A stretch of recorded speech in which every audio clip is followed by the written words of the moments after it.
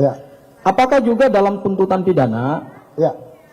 karena tadi saudara ahli menyandarkan juga pada perspektif perdata, Ya. dan imaterial itu adanya dalam gugatan perdata, Ya. apakah juga kita bisa meminjam perspektif perdata seperti yang tadi saudara sampaikan, supaya kita agak konsisten nih ya, jadi supaya kita jangan milih-milih ya. Apakah juga perspektif perdata dalam perhitungan ganti kerugian itu juga bisa dipakai juga untuk tuntutan ganti rugi dalam salah tangkap, salah tahan, dan salah geledah? Baik, izin yang mulia.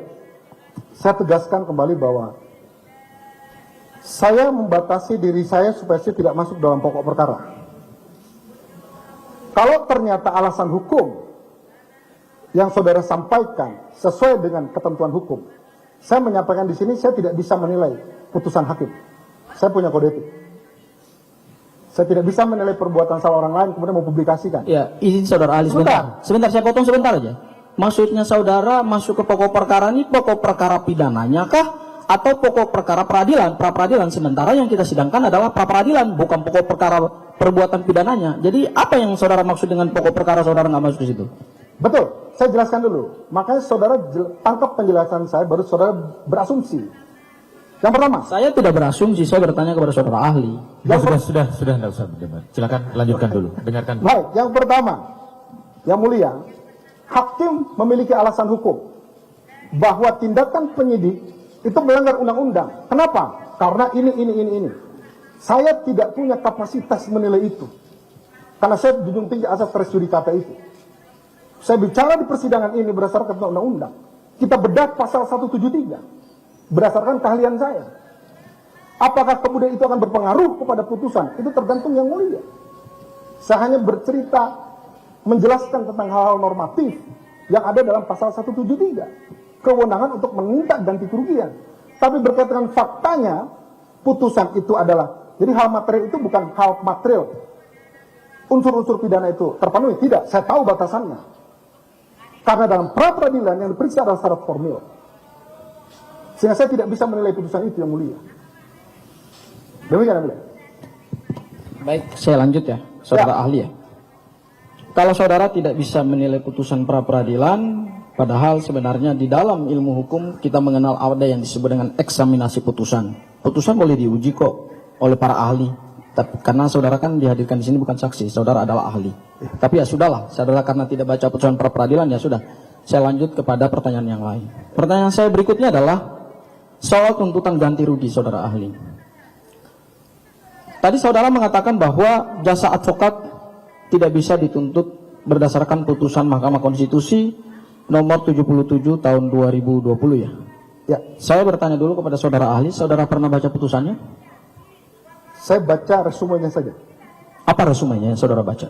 Bahwa permohonan advokat berkaitan dengan ganti kerugian yang berhubungan dengan kompensasi atau kerugian yang diterima dari pihak lain, maka itu tidak bisa, tidak dikabulkan oleh Mahkamah Konstitusi. Oke. Apakah yang saudara baca itu kaitannya dengan pengujian undang-undang mana atau pasal mana sehingga saudara bisa menjadikan itu sebagai dasar rujukan? Saya menilai undang-undang advokat. Bukan, maksud saya apakah itu berkaitan dengan ranah judicial review atau JR terhadap KUHP, kemudian undang-undang advokat, ataukah itu berkaitan dengan perdata? Berkaitan dengan keperdataan. Pasal berapa yang diuji?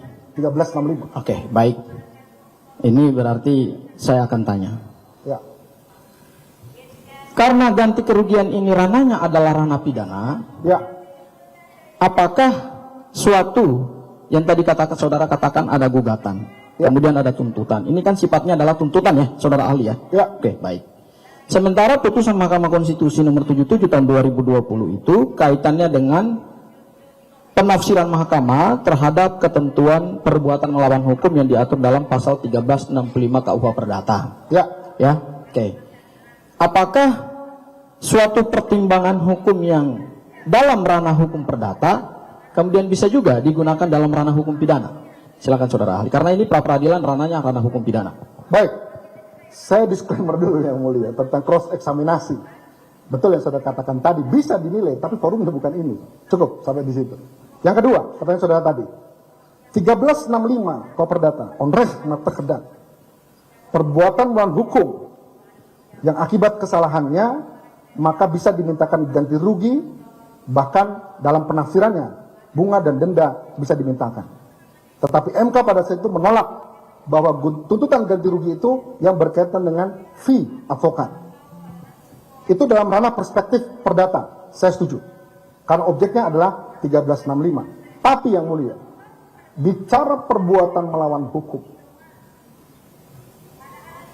perspektifnya bukan hanya perdata, tapi bisa saja ditafsirkan, ini pendapat saya, kita boleh berseberangan, bisa ditafsirkan sebagai tolok ukur dari majelis hakim ketika memeriksa suatu perkara.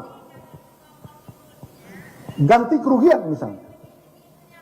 Ada PP 92 2015, limitatif mengatur angkanya. Oke, bisa dipakai, bisa. Bahkan wajib dipakai karena itu undang-undang. Lalu kemudian ada ganti kerugian kaitan dengan jasa advokat. Ini perspektifnya perdata, betul. Kenapa? Dari marwahnya saja, hubungan advokat dengan klien itu ada hubungan keperdataan. Nggak bisa dibawa ke pidana, apalagi dituntut di pidana. Itu pendapat saya. Karena perspektifnya perdata, udah tepat putusan MK itu 1365 itu, karena itu perspektifnya perdata. MK saja menolak diperdatakan, apalagi dimintakan dalam pidana. Bidangnya pun beda yang mulia.